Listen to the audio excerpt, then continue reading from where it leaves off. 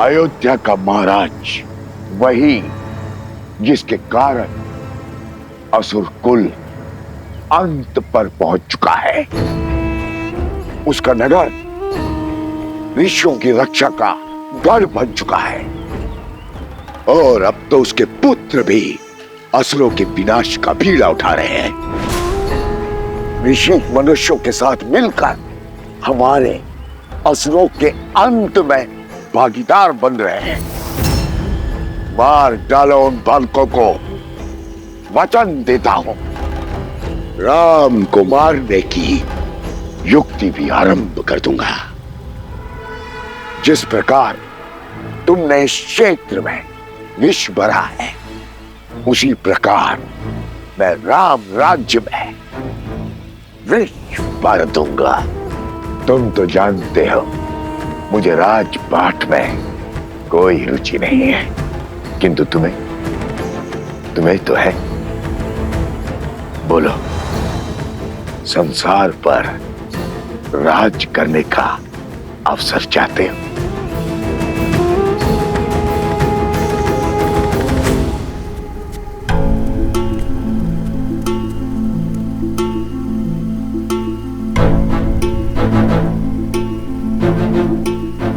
भगवान वाल्मीकि ने हमें यहाँ अकारण नहीं भेजा है। मैं यहाँ अपने मन की शांति खोजने आई थी, किंतु मिली यहाँ के गांव वालों के कष्टों की अशांति। मैं ये तप अपने लिए नहीं, गांव वालों के उत्थान के लिए करूंगी और आशा करती हूँ कि मेरा ये तप मकरासुर और उसके असुर के अंत का मार्ग प्रशस्त करे, फाल्गु नदी को उसकी पवित्रता और शुद्धता लौटाएगी। परंतु देवी, असुर आपको रोकने के लिए वार अवश्य करेंगे। हाँ वन देवी, हमें ऋषि असुरी के समीप ही रहना चाहिए। वो असुर ऋषि की सहायता के लिए आए हैं। जब ऋषि ही नहीं बचेगा तो किसकी सहायता करेंगे? और किसी में इतना तपोबल नहीं जो मुझे मार सके। एक बार असुरी मार्ग से हटा, फिर मैं स्वतंत्र हूं। किंतु मेरी सेना को थल पर तुम्हारी आवश्यकता होगी। मेरे रक्त की बूंदें अपने कार्य में लग चुकी है मकरासुर। तुम्हारी सेना के पास मेरी माया का बल है। अब वो धरा पर अपना आतंक फैला सकते हैं।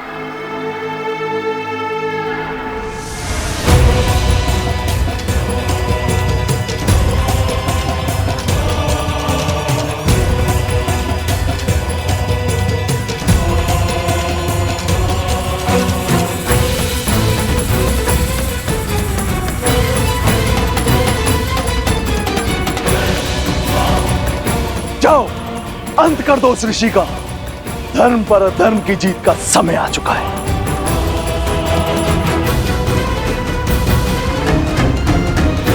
तुम्हें क्या लगता है राम, तुम इतनी सरलता से मुझे मार पाओगे?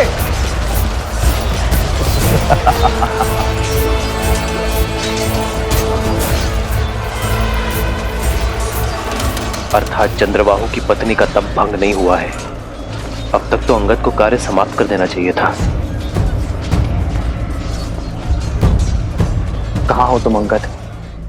ओम विदात्मनि विद्याय हिरण्यगर्भाय धीमहि तत्रो ब्रह्मा प्रचोदयात्। क्या करूं, कैसे इस पतिव्रता का तप भंग करूं कि गरिमा भी ना टूटे? माता, इस कन्या का अपहरण कर आपके पति ने बहुत बड़ा अधर्म किया है। उसे बचाने का नहीं, प्रभु श्री राम के हाथों मुक्ति दिलाने का प्रयास कीजिए। ओम विदात्मनि विद्याय हिरण्यगर्भाय धीमहि तत्रो ब्रह्मा प्रचोदयात्। ओम विदात्मनि विद्याय मंत्र पढ़ना बंद कीजिए, अन्यथा तत्रो ब्रह्मा प्रचोदयात्। ओम विदात्मनि विद्याय हिरण्यगर्भाय धीमहि तत्रो ब्रह्मा प्रचोदयात्। ओम विदात्मनि विद्याय। यदि आप ना रुकी तो अगला बार धरा पर नहीं होगा। ओम विदात्मनि विद्याय प्रचोदयात्। ओम विदात्मने विद्याहि हिरण्यगर्भाय धीमहि तत्रो ब्रह्मा प्रचोदयात्। ओम विदात्मने विद्याहि हिरण्यगर्भाय धीमहि तत्रो ब्रह्मा प्रचोदयात्। ओम विदात्मने विद्याहि हिरण्यगर्भाय धीमहि तत्रो ब्रह्मा प्रचोदयात्। ओम विदात्मने विद्याहि हिरण्यगर्भाय धीमहि तत्रो ब्रह्मा प्रचोदयात्। ओम विदात्मने विद्याहि हिरण्यगर्भाय धीमहि तत्रो ब्रह्मा प्रचोदयात्। ओम विदात्मने विद्याहि हिरण्यगर्भाय धीमहि तत्रो ब्रह्मा प्रचोदयात्। ओम विदात्मने विद्याहि हिरण्यगर्भाय धीमहि। माता के लिए पुत्रों के संरक्षण से बड़ा कोई सुरक्षा कवच हो ही नहीं सकता। माता, आप निर्भीक होकर अपना तप आरंभ करें। माता, हम आपकी रक्षा करने के लिए सज हैं। जब तक आपका तप पूरा नहीं हो जाता, हम बनेंगे आपकी ढाल। और मेरे तप का अंत होते ही मुझे उस वन्य वृषभ की पूरी कथा सुननी है।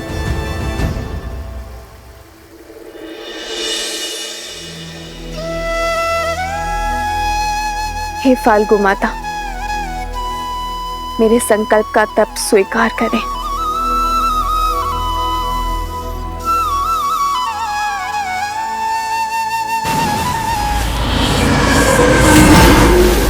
वो देखो, मकरासुर की सेना आ गई है।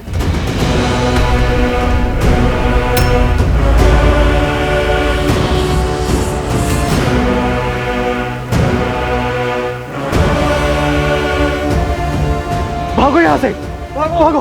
गुरु माँ, वृक्ष के पीछे जाइए, शीघ्र कीजिए। वंदनी, मैंने संकल्प लिया है, जब तक मेरा तप पूर्ण नहीं होगा मैं यहाँ से नहीं हिलूंगी। आप सब जाइए। जाइए जाइए, जल्दी जाइए।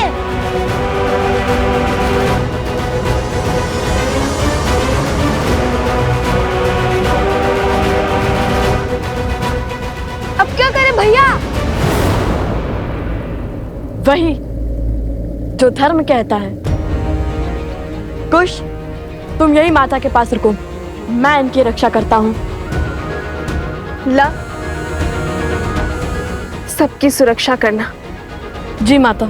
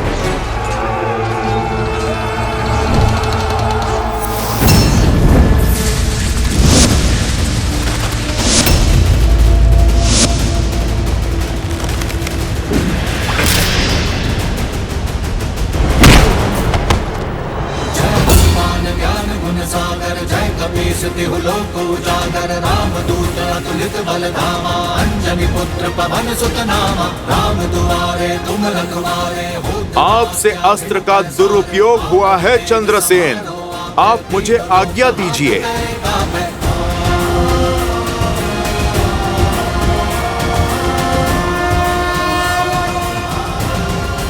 जय श्री राम।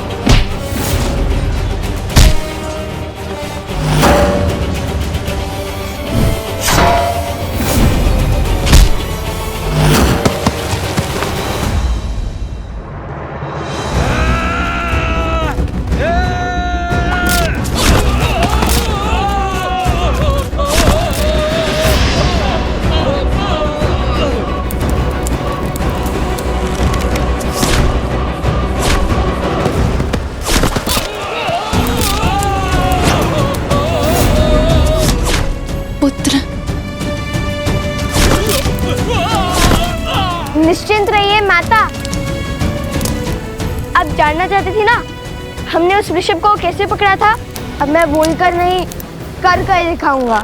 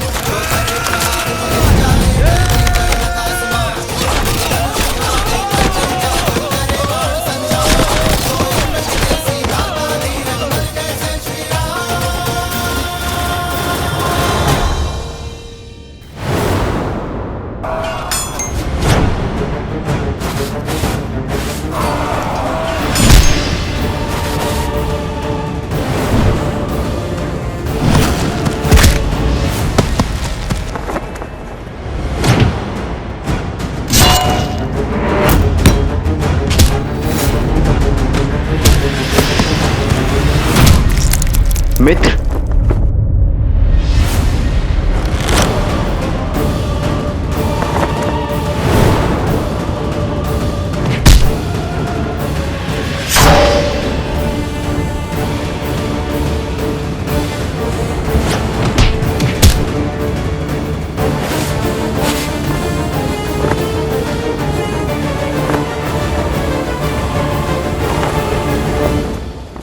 कुश, ऋषिवर की रक्षा करो, मैं सुरक्षित हूँ। किंतु माता, भैया का आज्ञा था कि। भैया की आज्ञा नहीं, अपनी माता के आदेश का पालन करो। ऋषिवर की रक्षा करो और अपने मित्रों को बचाओ। अपनों से पहले अपने लोगों की रक्षा करना तुम्हारा दायित्व है। जाओ।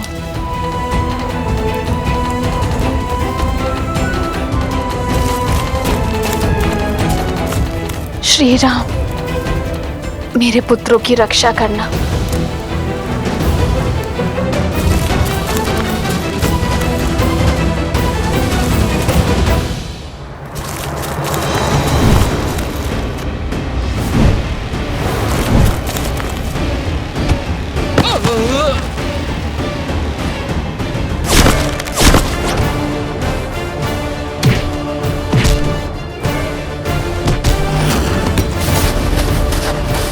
मुझ तक पहुंचना ही दुर्लभ है वानर। जय श्री राम।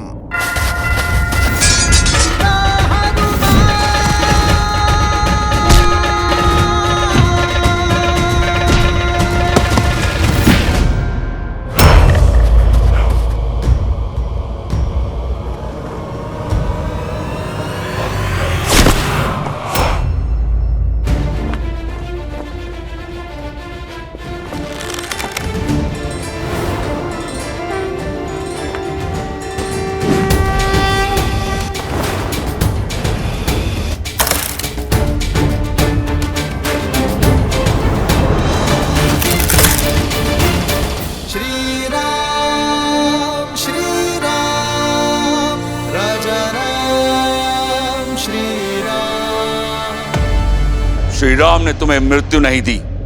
जानते हो क्यों? क्योंकि तुम्हारा अंत मेरे हाथों होगा।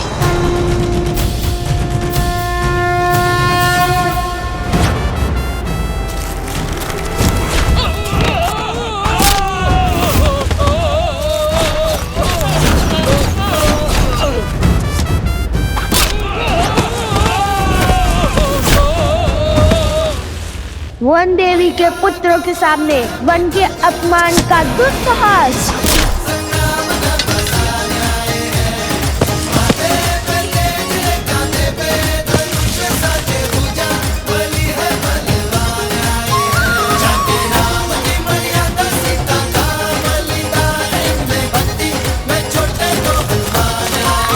भागो, अपनी प्राण बचाओ, भागो, अपनी प्राण बचाओ।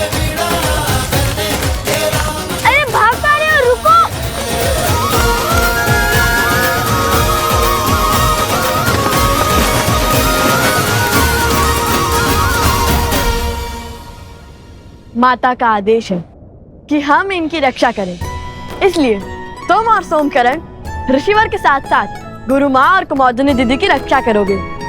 मैं और जादूकरण नदी के तट पर दृष्टि रखेंगे। जो आज्ञा भैया। जादूकरण चलो।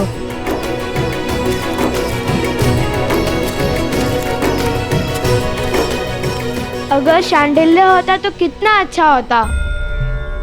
हमारी वीरता देख उसे विश्वास हो जाता कि हमसे बड़ा कोई राम भक्त नहीं है। देखा ना आपने कितना सटीक लक्ष्य भेजा मैंने। अच्छा, एक लक्ष्य साधने से सबसे बड़े राम भक्त बन गए। और क्या, माता कहती है जो अपने आराध्य अपनी पूजनीय का गुणगान करता है वो तो भक्त होते ही हैं, और परम भक्त वो होता है जो अपने ईश्वर के गुणों को व्यवहार में ग्रहण करते हैं। उचित कहा कुश। गुणगान और गायक तो मैं हुई सर्वश्रेष्ठ, बाकी सब गुणों के लिए भैया है ना।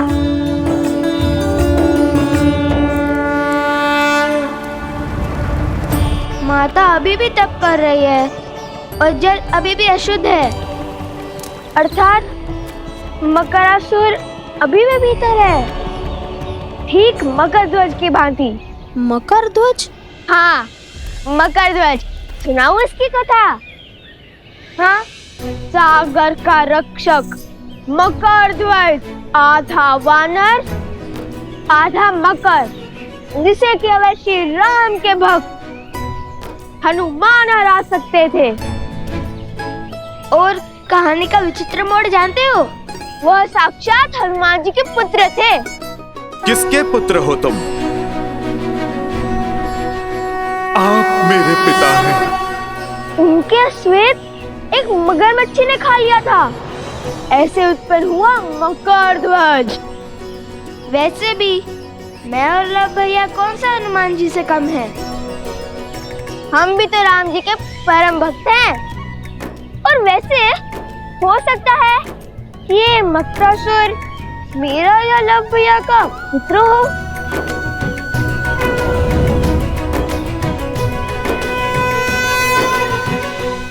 अरे देखो देखो, ऋषिवर जाग गए। प्रणाम ऋषि असुरी, क्या आपकी तपस्या पूर्ण हो गई? अरे कहाँ जा रहे हैं? क्या आप मुझसे क्रोधित है? कुछ तो कहिए। कुश, ऋषिवर कह रहे हैं हम यहीं रुकें। वो दूर बैठकर अपना तप पूर्ण करना चाहते हैं। नहीं नहीं नहीं नहीं, हम भी उनके साथ वहाँ चलते हैं। संकेत की भाषा भली भांति समझता हूँ मैं, है ना सोमकरण? आप महर्षि हैं, सब जानते हैं, और मैं आपका रक्षक, इसलिए तो मुझे आपके साथ चलना ही होगा, है ना ऋषिवर?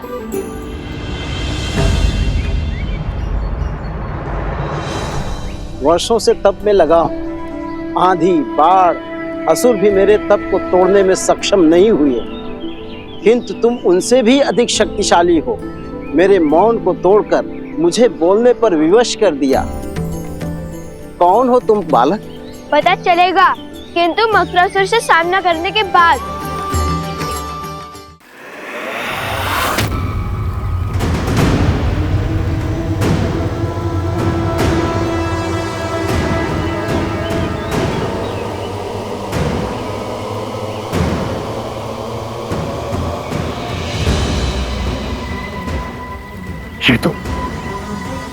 ये तो मानव का रक्त नहीं है। जानता हूं मैं, ये मेरे राक्षसों का लहू है।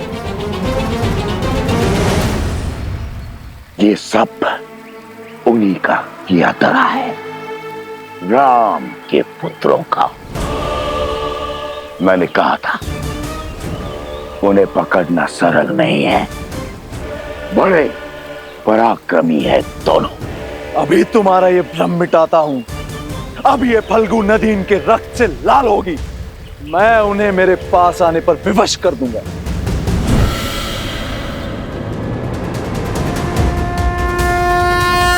सिया राम।